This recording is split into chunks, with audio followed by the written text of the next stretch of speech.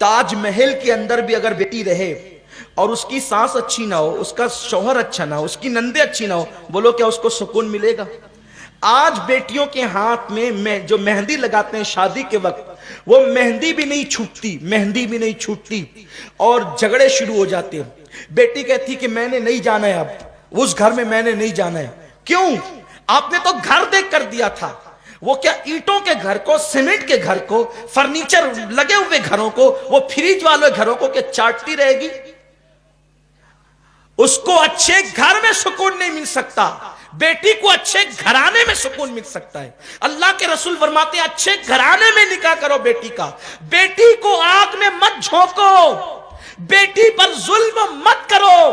بیٹی تو بغیر منہ کی گائے ہے، آپ اس کو اپنے کھوٹے سے کھول کر کسی بھی کھوٹے پہ باندھ دو گے وہ تو چلی جائے گی، لیکن قیامت کے دن ظالم ماں باپ تجھے اللہ کی بارگاہ میں جواب دینا ہوگا کہ تو نے سٹا چلانے والے گھر میں اپنی بیٹی کا رشتہ کیوں کیا، تو نے جوا چلانے والے داماد کو اپنی بیٹی کیوں دی، تو نے کیوں گستاخ رسول کے ساتھ اپنی بیٹی کو بندھن میں باندھ دیا، تو نے کیوں غدار رسول کے ساتھ اپنی بیٹی کو بیاہ دیا۔ صرف دولت دولت اور دولت، آج کل سب کچھ دولت ہو گئی، دولت کی کوئی حیثیت نہیں۔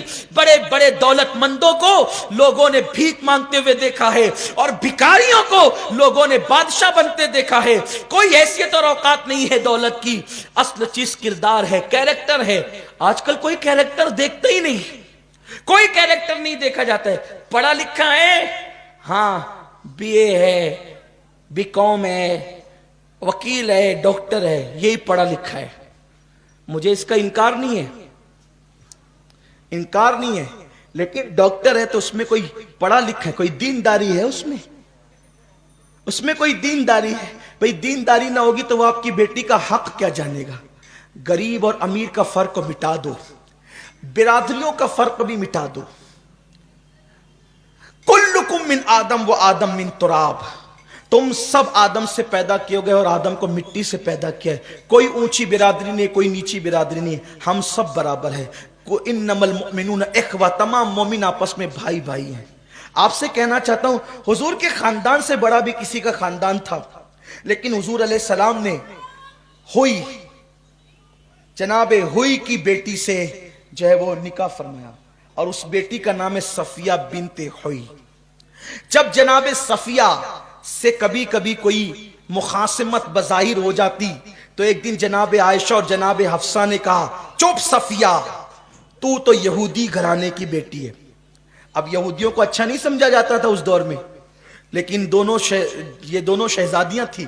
ایک جناب فاروق اعظم کی بیٹی تھی اما جان حفصہ، امی حفصہ، اور امی عائشہ صدیق اکبر کی بیٹی تھی، اعلیٰ گھرانے کی تھی، قریشی تھی، قریش کے سے تعلق رکھتی تھی یہ دونوں۔ تو کہا کہ چپ، تو یہودی کی اولاد ہے۔ رونے لگی، مجھے یہودی کی بیٹی کا، اور تھی بھی یہودی کی بیٹی، لیکن قربان جائے۔ دیکھو نبی نے برادریوں کو کس اینگل سے دیکھا۔ اصل میں آدمی کی سوچ اونچی ہوتی ہے نا، تو پھر وہ اسی اینگل سے لوگوں کو دیکھتا ہے۔ دیکھنے کا انداز کیا ہونا چاہیے؟ جب یہودی کی بیٹی کہا گیا جناب صفیہ کو، یہ رونے لگی۔ حضور نے کہا صفیہ کیوں رو رہی ہو؟ تو جناب صفیہ نے کہا دونوں شہزادیاں جو ہے صدیق کی اور فاروق کی شہزادیوں نے مجھے یہودی کی بیٹی کہا ہے۔ حضور نے فرمایا اس میں رونے کی کیا بات ہے؟ تم یہ کہو نا کہ میں تو موسیٰ اور ہارون کی بیٹی ہوں، میرے باپ دادا موسیٰ اور ہارون تھے، پیغمبر کی اولاد ہوں میں، مجھے رونے کی کیا ضرورت ہے؟ تو اب ہم سب، کوئی کسی علاقے کا ہو، خطے کا ہو، قبیلے کا ہو، برادری کا ہو، ہم سب آدم کی اولاد ہیں، اس میں کوئی اختلاف نہیں، اور ہم نبی کی اولاد ہیں۔ ہمارا باپ آدم نبی ہے الحمدللہ، اور ایک نبی نہیں بلکہ ہم دو نبی کی اولاد ہے، ایک تو حضرت آدم اور ایک حضرت نوح علیہ السلام۔ پھر بعد میں کوئی اور خوش نصیب ہو تو وہ اولاد ابراہیم میں ہے، اور خوش نصیب ہو تو اولاد اسماعیل میں ہے، اور خوش نصیب ہو سادات میں ہو تو پھر وہ اولاد محمد میں ہے، روح فدا صلی اللہ علیہ وسلم۔ لیکن یہ بات ہے، دیکھنے کا انداز بدلو، اچھا گھرانہ، نیک لڑکوں کو ڈھونڈو، کردار، اور جب ہم نیکوں سے شادی کرنا شروع کریں گے تو خائی نہ خائی لڑکے نیک بنیں گے۔ آج بات ختم کرتے ہوئے، آج ہمارے لڑکے اسمارٹ کیوں بنتے ہیں؟ اسمارٹ تو کوئی ہوتا ہی نہیں ہے، کہنے کوئی اسمارٹ ہے، کوئی اسمارٹ نہیں ہے۔ وہ بال کٹائیں گے ایسے گدھوں کی طرح، اور جو ہے وہ اونٹوں کی طرح۔ ہنسنے کی بات نہیں ہے، ادھر کچھ اوپر کچھ، وہ چپکلی کوئی بنا رہا ہے، کوئی کوا بنا رہا ہے، کوئی بچھو بنا رہا ہے، ایک ایک کٹنگ پر جو ہے 500 1000 روپے خرچ کر رہے ہیں۔ یہ عرب میں ایسے اونٹ ہوتے تھے۔ اللہ کے رسول علیہ السلام فرماتے ہیں قیامت کی نشانیوں میں سے ایک نشانی ہے کہ لوگ اونٹوں کی طرح جو ہے وہ اپنے بال رکھیں گے۔ یہ ہے اسلام نے اس کو برا سمجھا ہے۔ کوئی یہاں سے نکال رہا ہے، کوئی یہاں، داڑیاں بھی طرح طرح کی، کوئی ادھر سے کاٹ رہا ہے، کوئی ادھر سے کاٹ رہا ہے۔ کیوں؟ اس لیے کہ فکر بنی، اسمارٹ داماد چاہیے۔ وہ ننگا نواب اور قلعے پہ گھر، آتا جاتا کچھ نہیں، نہ کوئی کاروبار ہے اس کا، نہ اس کے اندر کمانے کا کوئی جذبہ ہے، نہ اس کے اندر جو ہے وہ اخلاق ہے، نہ کردار ہے، نہ سلام نہ کلام، کچھ نہیں۔